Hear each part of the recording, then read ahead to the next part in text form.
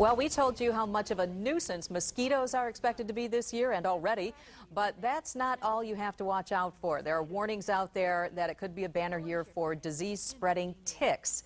I'm here in studio right now with Dr. James Dunn from GBSU. You saw him just a few minutes ago in Steve's report. And, you know, actually earlier I read too that it was supposed to be really bad for ticks this season, but how do you necessarily know if they are on you, near you, something you brought in the house? I mean, they're small. They're real small. In the stage that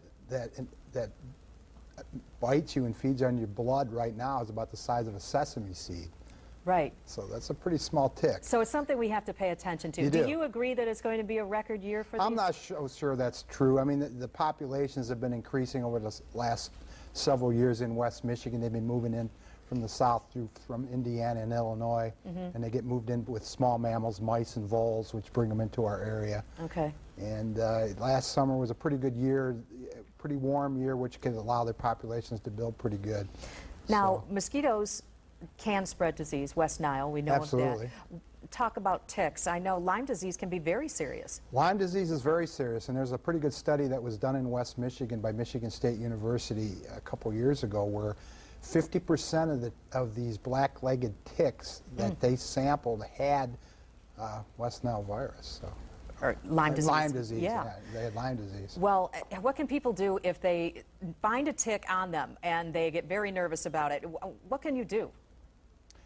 You should remove it as soon as possible, because if you remove a tick within 24 hours, you rarely get infected with disease.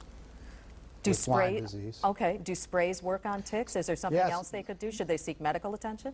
You don't necessarily need to seek medical attention. You need to watch it. If the area where they bit you, where they were attached, starts to swell and you start to see a red ring around that area, you should certainly go see the doctor right away. You should always keep a tick. So if you remove a tick from your body, you should always keep it to be able to show the doctor to see what particular species of tick that it was. Oh, okay. That's important. It is important. And sprays don't work, do they? Is there anything that you can do? Oh, they do? Okay, so what can repel them? DEET, insecticide, the same insecticide that you use for mosquitoes, okay, work pretty well for ticks.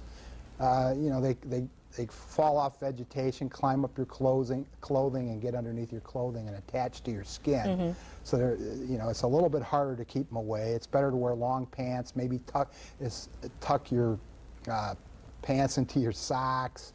When you get home, inspect your body to make sure you're not infected with ticks. And your clothes. And your clothes. Okay, how long do they live? Ticks, yeah.